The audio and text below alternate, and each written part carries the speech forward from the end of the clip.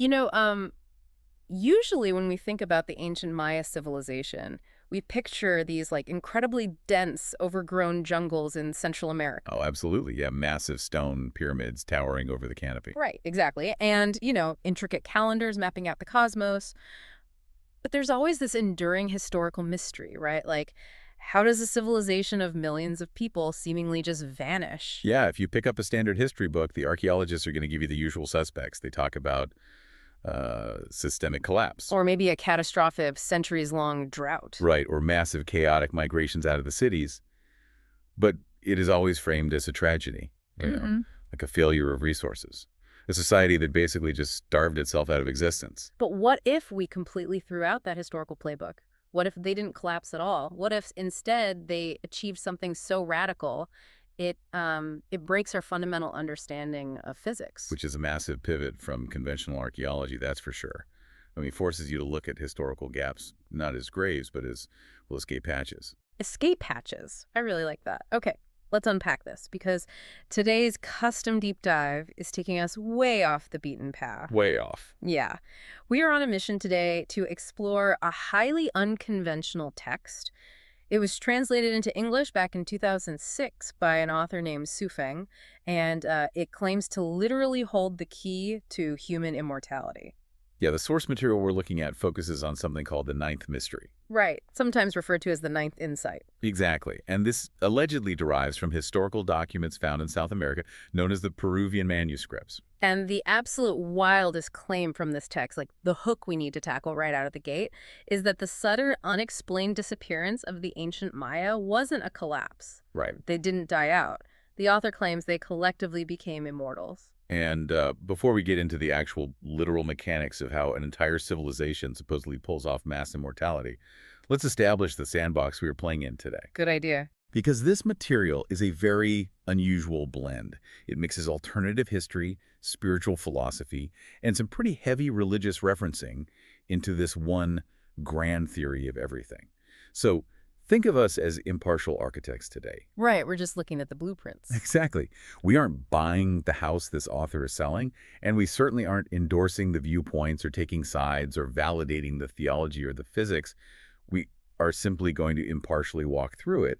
We're going to examine how the bizarre plumbing of this theory works and explore these alternative perspectives purely for your intellectual curiosity. Exactly, just checking out the architecture. And, to understand how a civilization could allegedly upgrade to immortality, we actually have to start at the basement of this theory. The very bottom, yeah. The absolute foundation of this manuscript is its unique perspective on human interaction. The core argument is that all of human history, like everything we have ever done as a species, is fundamentally an ongoing, unseen battle for energy. And not just a battle for resources like land or gold, right? Right. We are talking literally biological and spiritual energy. Right. The premise starts with early human history. It argues that primitive humans evolved in a state of total unconsciousness regarding their own potential. Because they didn't know how to generate their own energy internally, they had to parasitize it. Meaning they had to steal it from others. Exactly. And they did this through a relentless cycle of physical conquest. So it's basically a brutal prehistoric game of energy tag. You hit someone with a club, you conquer their tribe, and by dominating them, you literally absorb their vital energy. Yeah, and that surplus energy allows you to survive and evolve a little bit further. But then inevitably, someone with a bigger club comes along, conquers you, and steals all that accumulated energy right back. That's the baseline mechanism, according to the text. It's a constant, violent exchange of power, where humanity is just shuffling the exact same limited pool of energy back and forth through warfare. But wait, let's follow that logic into the present day. Because if physical conquest was the primary method for stealing energy, where does that leave us now? I mean, we aren't out there raiding neighboring villages on a daily basis. No, generally speaking. Right. So according to this manuscript, if physical conquest was just about stealing energy, how does modern society fit into this? Like, have we evolved past this energy theft, or are boardroom meetings and political debates just the same game of tag in a different outfit? You're actually hitting on one of the most provocative ideas in the whole manuscript right there. Because you'd think the invention of democracy and modern civil society would be viewed as the end of that barbaric conflict, right? Yeah, like a triumph of cooperation. Exactly. But the author argues the exact opposite. The invention of democracy didn't end the human conflict for energy at all. It just sanitized it. Wow, so it just moved the battlefield indoor. Precisely. It shifted the arena from physical violence to mental and spiritual confrontation. I mean, think about a really intense political debate, or even just a bitter argument with a colleague. Oh, sure. The underlying dynamic there, that need to dominate to prove yourself right and the other person wrong, is still an attempt to absorb energy. When someone wins a fierce argument, they often walk away feeling invigorated, right? Oh, totally. Powerful, completely energized. Yeah. And the person who lost? They feel totally drained, exhausted, like something was literally taken from them. Because, according to this theory, something was taken. The energy transfer still happened.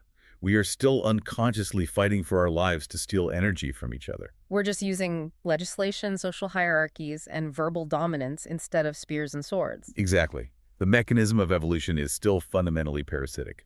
That is a wildly cynical, but honestly fascinating way to look at modern society. We're just energy vampires in suits. Pretty much. But it also sounds like a miserable way to live. I mean, if humanity is currently trapped in this endless mental and spiritual battle, constantly draining each other just to get through the week, how do we opt out? If the Maya actually escaped this cycle, there has to be a mechanism for breaking the loop. There is, and it requires a massive paradigm shift. Mm. The proposed solution is moving from that unconscious evolution we just talked about into conscious evolution. Okay, conscious evolution. What does that actually look like? Well, the very first step to stopping the energy drain is simply recognizing that the invisible war is happening.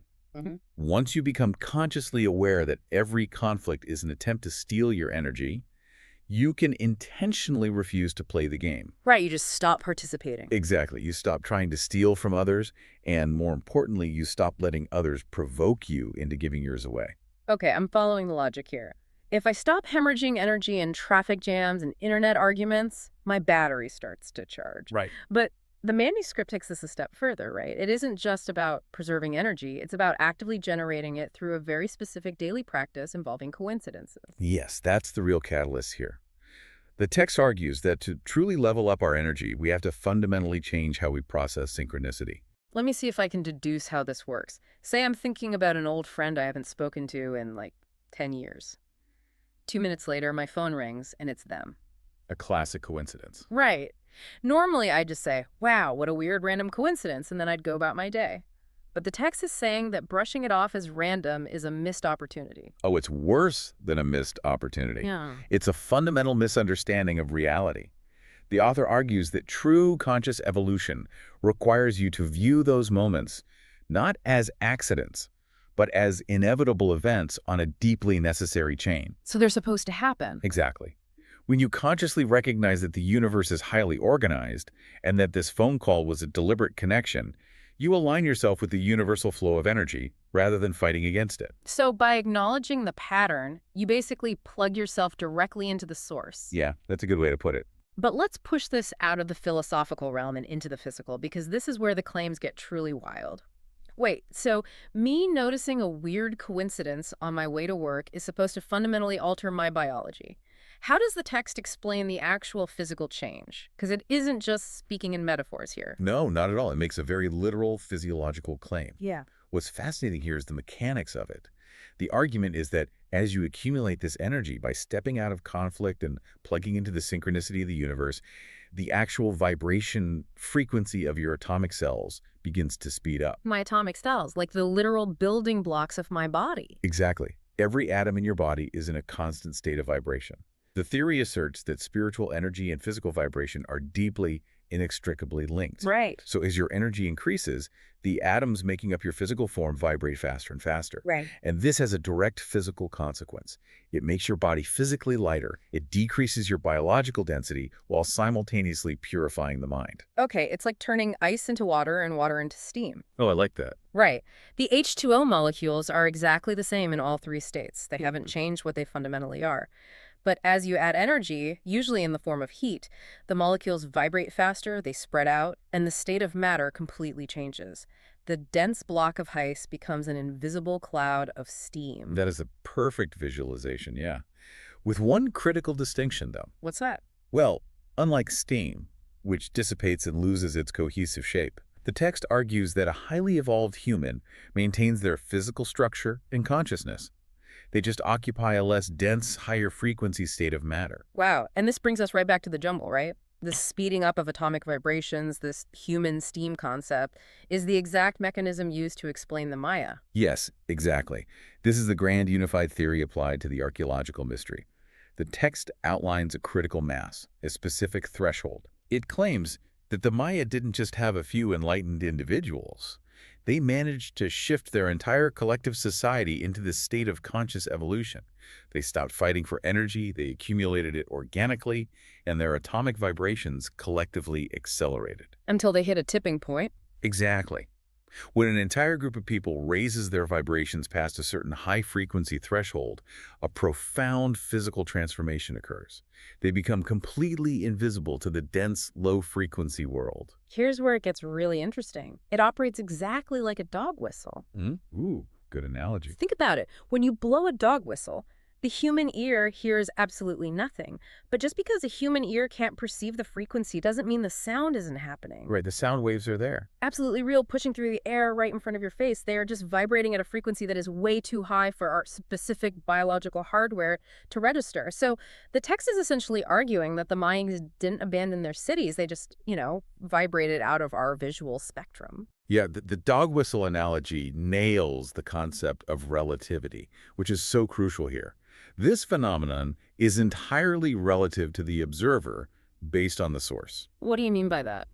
Well, to the Spanish conquistadors, or the modern archaeologists who are left behind, the people who are still vibrating at that lower, denser frequency of conflict and unconsciousness, it appears as though millions of people just mysteriously vanished into thin air. But if we flip the perspective, what does this look like from the point of view of the Maya? Like, if I'm a Mayan citizen who just crossed this threshold, what happens to my Tuesday morning? To you, absolutely nothing catastrophic happened. I didn't fly off into space. Nope.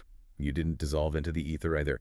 According to this framework, the disappeared group feels perfectly normal. They still possess bodies, they still have a society, and they are existing in the exact same physical spatial coordinates they always have. They're still there. Exactly.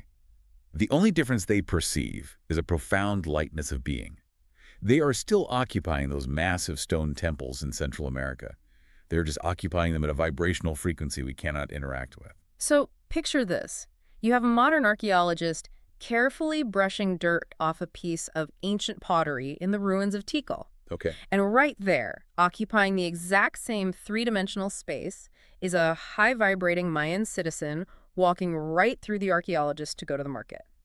Two completely intact realities layered right on top of each other, completely blind to one another. It is an unbelievably vivid sci-fi concept. It really is. But it raises a massive logical question. If raising your vibration makes you physically invisible to the physical world as we know it, aren't you just describing death? I mean, if they are invisible, are they effectively ghosts? So the author draws a very sharp line between this state and death.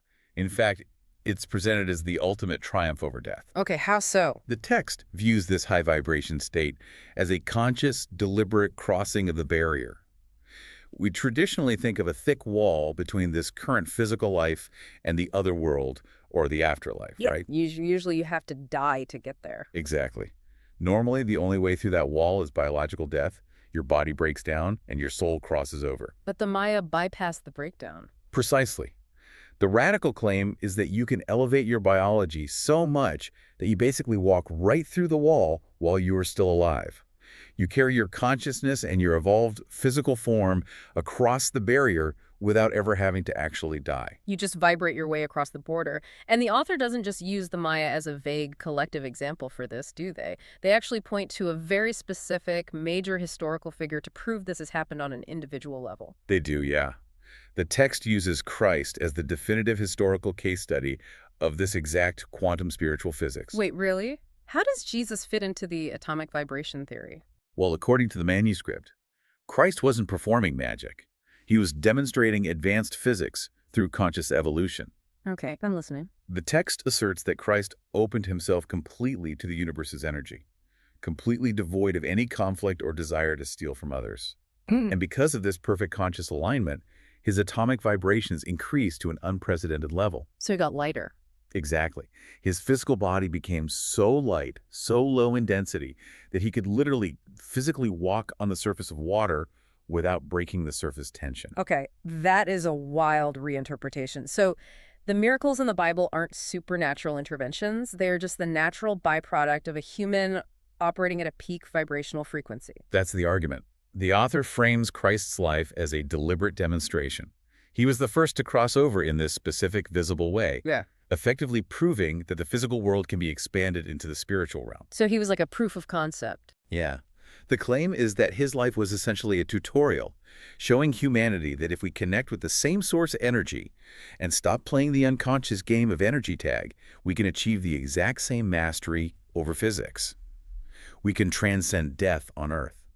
All right, let's bring this all the way down to earth. We've covered a lot of ground today. We've talked about energy vampires and modern politics, Uh-huh. atomic vibrations turning people into human steam, invisible Mayan societies overlapping with ours, and Jesus walking on water through quantum physics. That's a lot. It is. So what does this all mean for you, the listener, right now?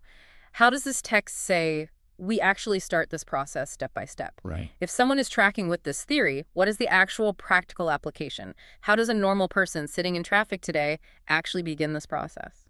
The author provides a surprisingly simple, almost delicate final equation for achieving this ninth insight. And it doesn't require living in a cave or starving yourself. Oh, good. The text states, the more beauty we can genuinely perceive in the world around us, the more we evolve. That sounds nice on a greeting card, but let's pressure test it against the physics we just learned.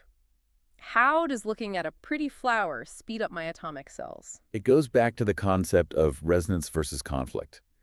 When you are truly captivated by beauty, say a stunning sunset or a brilliant piece of art, you aren't trying to conquer it. No, I'm just enjoying it. Right. You aren't trying to argue with it or steal its energy. For that brief moment, your internal conflict completely stops. You are in a state of pure, appreciative resonance. And because I'm not in conflict, I'm not draining my battery, I'm actually harmonizing with a higher frequency. Exactly. That act of deep perception actively pulls universal energy into your system. And as we establish, more energy equals higher vibration. This brings the entire theory to its ultimate philosophical crescendo. Which is? The text asserts that as your vibration increases through this appreciation of beauty, your perception of reality fundamentally shifts. You realize that heaven is not a distant, cloudy destination you hope to travel to after your organs shut down. If it's not a destination, what is it? It is a tangible, physical reality that is already here.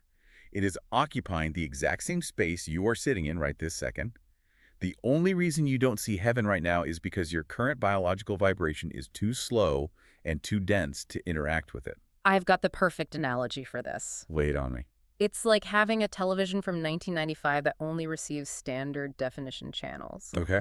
You are sitting in a room that is absolutely saturated with invisible 4K, ultra-high definition broadcast signals. The signals are completely real. They're bouncing off the walls around you, but you just don't have the hardware to tune into them. You're stuck watching standard definition. And according to Swifting, the conscious appreciation of beauty is the remote control that slowly upgrades your hardware. Upgrading yourself until the 4K picture of heaven finally clicks into focus right in front of your eyes. That's exactly it. I have to say, regardless of how you feel about the literal science being presented here, that is a profoundly poetic way to view human existence, which really frames the author's ultimate motivation.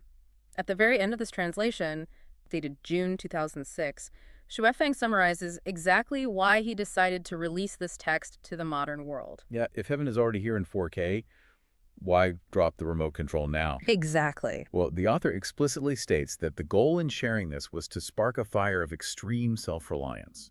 He wanted to give people the confidence and the willpower to seek out this immortal state for themselves. Right. He isn't trying to build a church or gather followers to worship him. No, he is essentially handing out what he believes is an open-source instruction manual for human evolution. He's saying, here are the principles of energy, here is the power of perception, now go figure it out on your own. It's the ultimate DIY project. Evolve your own soul. Precisely. And I think there's a highly practical takeaway here that connects right back to you, the listener, and it doesn't require you to believe in invisible Mayans at all. Right. Whether you interpret this entire manuscript as a literal, undiscovered treatise on quantum physics, or whether you view it purely as a beautiful philosophical metaphor for living a better life, The challenge it issues is compelling. It challenges you to completely reevaluate your daily routine. To stop looking at a random phone call as just a coincidence and start seeing it as a thread connecting you to a bigger picture. Exactly. And to view a moment of everyday beauty not just as a pleasant distraction from the grind, but as an actual literal stepping stone to a higher state of consciousness. It asks you to stop draining the people around you and start generating your own light. It definitely changes the stakes of your morning commute. But as we wrap up this deep dive, I want to leave you with one final, lingering thought to mull over today. Something that the text implies, but leaves hanging in the air. Think back to those overgrown, silent jungle temples we started with, and the idea of layered realities. If it is theoretically possible, as this manuscript claims, for entire civilizations to raise their vibrations to the point of invisibility while still living in the exact same physical space, could our modern world currently be populated by invisible, highly evolved societies walking right alongside us? An overlapping world. Exactly. Think about it. Are there ancient, enlightened communities walking right alongside you on the sidewalk right now? Are they sitting next to you on the subway or occupying the empty chair in your office? Wow. Are they interacting with a utopian, high-frequency version of Earth, a 4K reality that we simply aren't tuned in enough to see yet? It's a thought that completely changes how you view an empty room. Or a silent jungle? Until next time, keep exploring.